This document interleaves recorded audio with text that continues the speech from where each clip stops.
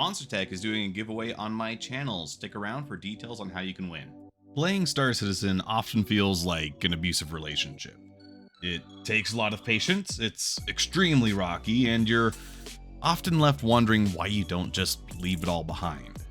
Well, as I've been waiting for 3.19.1 to be released to the PU so that it can fix a few issues for me, I'm reminded why I keep forgiving CIG. You see, during this break from Star Citizen, I've been playing other games. Top of the list, Battlefield 2042, Call of Duty Modern Warfare 2, and Destiny 2. A lot of 2s in those titles, and I suppose that's fitting. 3 AAA games from well-established studios that should have been able to provide a rock-solid experience, right? Right? Well, not exactly. Believe it or not, I've had more crashes per play session playing Modern Warfare 2 in these past 2 weeks than I've ever had in Star Citizen. Here's my crash log folder to prove it. It has been driving me up a wall. In Star Citizen, I average about 1 crash per 2 game sessions. I know that many people have crashes much more than that. I'm a sample size of 1. My experience is generally pretty good. In Modern Warfare 2, on the other hand, I average 15 minutes before I get a hard crash to the desktop. On top of that, I've had 2 BSODs, which is unheard of in Star Citizen, and frankly, I've never even had that happen before. It definitely freaked me out. But hey, it's not all bad though. Infinity Ward seems to have gotten around to fixing the awful menus they had at release. The UI is much more intuitive in getting you into games, managing unlockables, and tweaking settings. It's a huge leap from what was there before, which is interesting because it was released as a finished product. I also like the new maps. I'm not an ultra hardcore sweatsicle like some people. I'm definitely a casual player, probably on the high end of mediocre. So for my primitive monkey brain, they're fun and engaging. I also love the new grind mode. It's a great twist on Kill Confirmed, which was a great twist on Team Deathmatch. I also love that they added the RM277 to the game. It's known as the Cronin Squall in Modern Warfare 2 because we can't use real gun names for some reason. It's nasty to use, and it got me to invest a lot more time getting some work done on the airsoft version I've been working on. That will be coming out hopefully in the next month sometime. But man, those crashes though. It's felt like juggling nitroglycerin and reading palms. When I try to find solutions to the problem, there's a lot of superstitions about what settings to tweak, but no real scientific basis for those claims to back them up. But every time I interact with the menu, it feels like a bomb ready to go off at any moment. Is this button going to cause my game to hang up, or is it the next one? It's like a game of hot potato where I can only ever lose. With the release of Season 4, they supposedly fixed a lot of these crashes. So I put in a solid game session to try it out, and for a while it seemed like it did. Hooray! That first session was problem-free, so I deposited my COD points that I had saved from finishing the first Battle Pass at release. Then, like a backhand to my wallet, the crashes came right back. It's a little better, I guess. I get an hour most of the time before it crashes, so I've been able to make more progress on the Battle Pass, which I now feel obligated to do. Thank you for the FOMO marketing at its finest. But it's still very frustrating, and I'm sure it's just my own superstitions, but it seems like every time I'm actually doing well and I've got a VTOL coming in, my game goes kaput. There is, of course, a bunch of stuff going on in the politosphere surrounding Modern Warfare 2, and I don't want to say anything too specific because I want to keep my channel, but man, putting it simply, when we say CIG sometimes seem tone deaf when it comes to talking to players, Activision says, hey, hold my beer. It's probably a Bud Light. They probably drink Bud Light. In Destiny 2, my performance and stability is much better, but there's another problem. Time gating.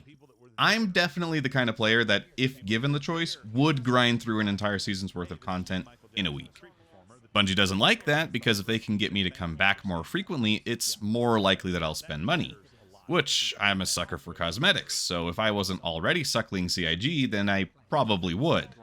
Bungie's solution is to time gate the seasonal content. You can only do so much each week.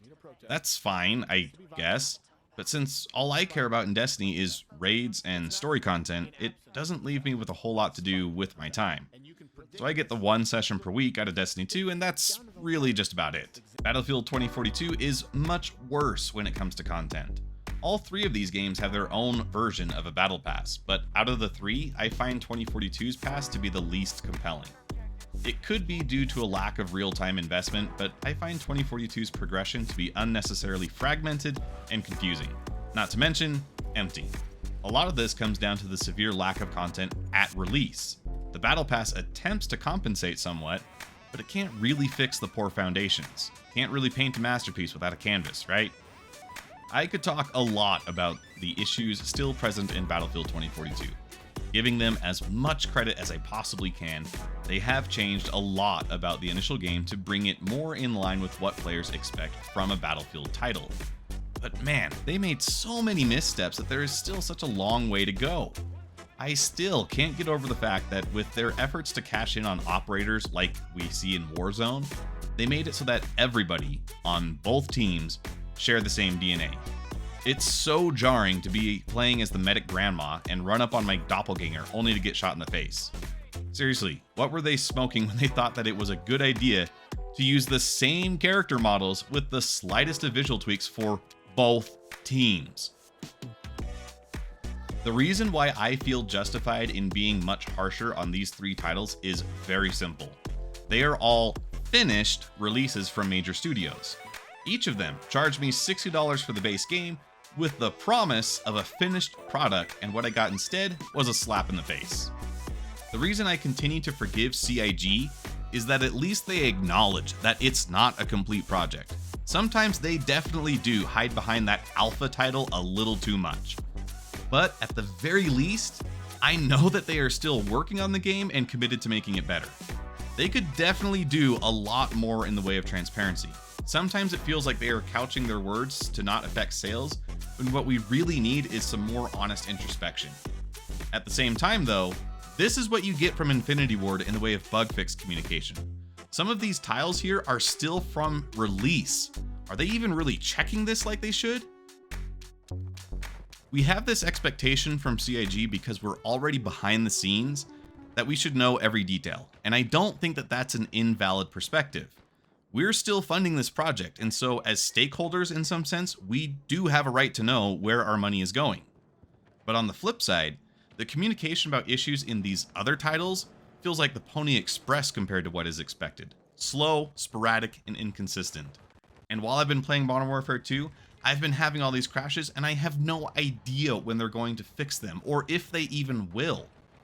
Of course, with Star Citizen, I do still have crashes, and I don't think crashes are ever okay to have in your game, and they should be top priority to get fixed. But it's expected in an alpha, right? And like I said, they hide behind that title a little bit, but at the very least, they're not telling me that the game is good. They're telling me it's a project, it's a work in progress. Whereas when I bought Modern Warfare 2, I bought a finished title. It was supposed to be done. And what I got instead is in a worse state of polish than when it was released. So what's going on? We talk about content droughts in Star Citizen, but man, it feels like Bungie has pioneered that as a business model. We know that this last release was pruned heavily to stretch it out another year. The game feels so empty and so underwhelming. It just has not been able to rekindle my love for it at all. And these three finished titles make me feel like I was lied to. Because it's like they turned in half an essay and they want me to give them an A. Why? Where's the conclusion?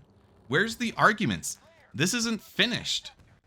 Whereas Star Citizen is still working on that essay and asking for time extensions. And sure, granted, my patience is definitely wearing thin.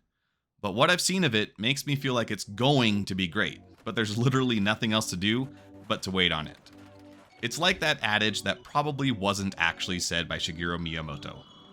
A delayed game is eventually good, but a bad game is bad forever.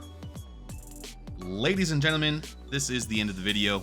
We are doing a giveaway with Monster Tech. They are a great company to work with, and they have graciously donated a set of chair or desk mounts to one lucky viewer. All you have to do is like and subscribe to my channel, and comment on any of my videos during the giveaway period with that video's corresponding secret word. At the end of the giveaway period, which will be when the channel reaches 1,000 subscribers, we'll do a randomized drawing, and you could win. You could win a chair or desk mount. It's really just that easy.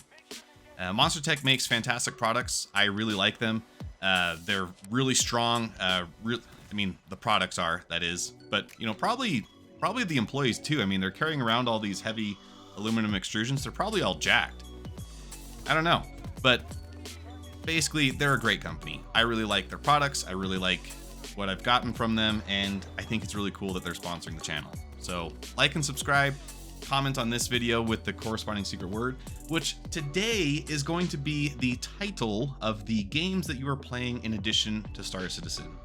I'm looking for other games to play, hopefully ones that don't make me want to tear my hair out. So let me know what you're playing down below. Let's have a conversation.